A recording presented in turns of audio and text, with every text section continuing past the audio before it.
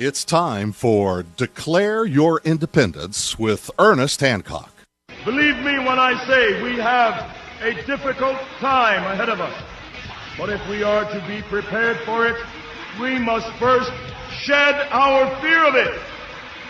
I stand here without fear because I remember that I am here not because of the path that lies before me, but because of the path that lies behind me.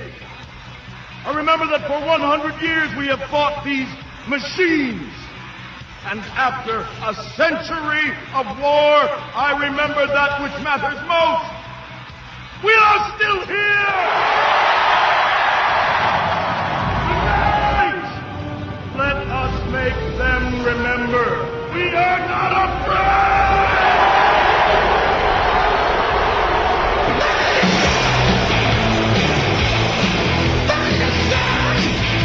No fear! No fear!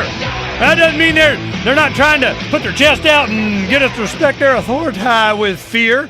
But, we're doing the best we can here on Declare Your Independence with me, Ernest Hancock, from the beautiful studios of Freedoms with an S, freedomsphoenix.com in Phoenix, Arizona, where it's nice and rainy. But, we're still, you can wear shorts, because it's Arizona. No. Well, I want to go ahead and tell you what happened after Bill of Rights Day event at the Wrigley Mansion. What happened was we had, part of a table we shared with Mark J. Victor and so on, and we said, all right, we're going. I got to read one of the amendments, do a presentation on that, and all right, we'll go. So we go there, and every year, somebody comes from Freedom's Phoenix, and we'll put out the stuff.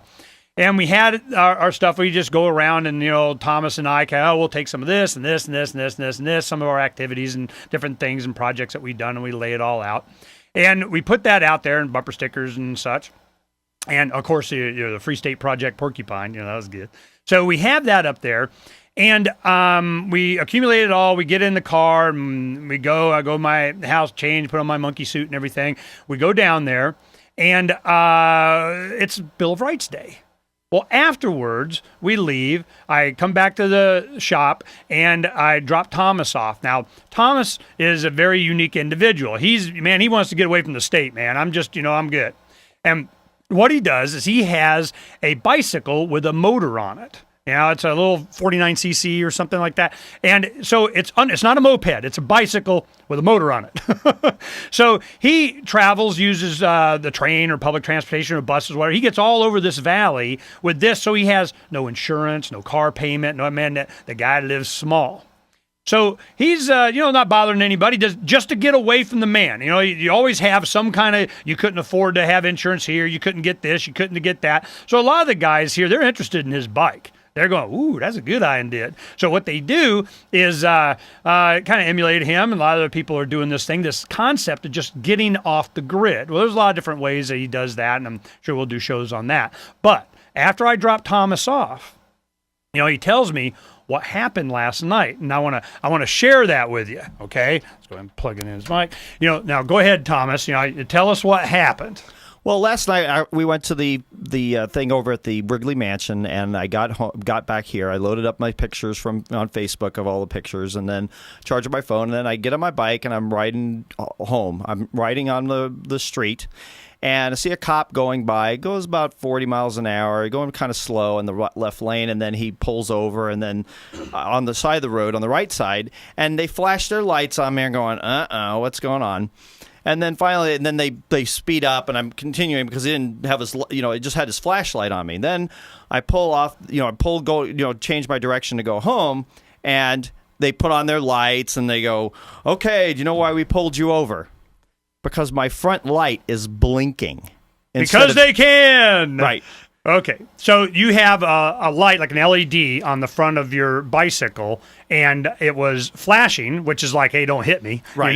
And they go, no, you're not allowed to do that. It's got to be on steadily. All right, so because they can. So they pull you over. You know why we pulled you over, and you say what? I have no idea. Oh, because your light has to be blinking, and I'm like, oh, you got to be kidding me here. Okay, I'll turn it on. And he goes, no, now we need your ID. Ooh. And I'm not big on that because I don't have to have an ID in order to ride my bicycle that has a motor on it. And it's actually in the statutes as far as what the category is, but if it's under 50 cc's, that's why they have these motors at 49, so that it's just a bicycle. Right. It's a motorized power assist bicycle. So now he goes, and I'm not, okay, what do I have to do? First he starts shaking me down, hands on top. He didn't like my responses at first, because as soon as I got off the bicycle, I got my arms in the air, like, up in the air. And don't kill me, man. Yeah, don't shoot me, And I was right along the canal, so it's like really dark, and I'm like, okay, I can't pull out my video camera. He'll probably think I'm pulling out a gun or some shit like this. So, bad word. No, let's say bad words. Yeah. Okay. Anyway, go ahead. Oh, excuse me. I'm bad. So I didn't want him to shoot me. So then I wanted to serve him with my paperwork. Now, I belong to the Republic of the United States. I am no longer, I have filed my paperwork in the county of Pinal County, where I am no longer part of the de facto government. And so I belong to the Republic of the United States. This comes from back in 1861, the South walked out of Congress. And when they walked out of Congress, they didn't have a quorum to do any business, and they didn't have a reconvene date. So what that's called in corporate law is called sindai. They are not allowed to do anything until they establish a quorum. Unless you bring those original people back, you cannot conduct any business. Okay, that sounds like a whole nother show. Right. But let's go ahead and just get to what happened and then why you did this. Okay, so I have my paperwork. I have I have my fee schedules that are filed on the county, and guess what? If you arrest me, you owe me $2 million in silver coin. Yeah, says you. Well, we're going to test it. Well, we're going to have fun with this. Let's get to what happened. So then he put me in handcuffs, and then then he proceeds to take. Okay, now he put you in handcuffs. Why? Because you wouldn't get. Well, I mean, because he said, "Show me your ID," and you go, "Bite me." I mean, no, I was nice. I was like, "No, I want to serve you with my paperwork." Oh, so you're not giving me your ID? So I wanted to serve him because I know how these people operate. They won't take anything. The only thing they'll take is what they want. So they want to put you in contract, but they don't want to be in contract with you. But guess what? You're in contract because I've already stated on the county level that if you engage in proceed with me, you are engaging in contract with me. And guess what? My fee schedule is a lot higher than yours are. Okay, now we'll do another show on this. I know that you're really into this thing, and there's a lot of people doing it. A lot of people I respect are following this, just trying to extricate themselves from the system. I can see where this goes.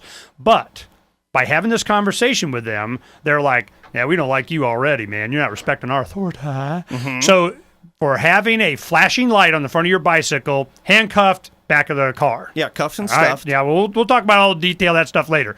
Give me what happened. Well, they end up writing me a ticket for not having, my light on my bicycle not blinking, and then he writes me a ticket for riding a moped without a license. Now, it's not a moped, and I did my best to explain this to him, they don't care. Well, we already went through this with Spike. He had an electric bicycle, right, and they were doing the same kind of thing. So they want to play, fine. So finally, they're searching you. Took everything out of my backpack. I got a tripod, video camera, computer, all the things. I mean, I'm like a mobile office on my bicycle, really, for photojournalism. Okay, and then did they frisk you? Oh, yeah, they went through everything. They went through everything I had. Well, your wallet? Oh, everything. Well, and then we get to my wallet, and then he finally gets to my wallet. He's looking through all my cards, and he goes, bingo! I have it, and they get all excited because now they have the ability to contract with me. Which is what? Well, that's how they get you in the system. You have to. They want to be in contract with you, and they need your information in order to contract with you. And he goes, "Well, is this your right address? Is this your correct address? Am I required to answer?" He goes, "No." Well, then there you go. It's on my ID card. And unfortunately, what was the ID that you had? An ID card. But on my ID card, it says very clearly, "In dire fear of my life," and then it has my name. I mean, I wrote it, and I wanted to actually put my signature was "In dire fear of my life," but they wouldn't allow me to do that. They had to have my "In dire fear of my life" and my name. All right, we'll get to what happened when we come back. I mean, there's a lot of other stuff going on here. We're going to be testing it. We'll have some fun with it. But the thing is that, you're not allowed not to do exactly what they said. Well, they got him in the back of the car. Did he get away? Well, he's here today. We'll find out what happened when we come back here and declare your independence. Don't go away. We'll be right back.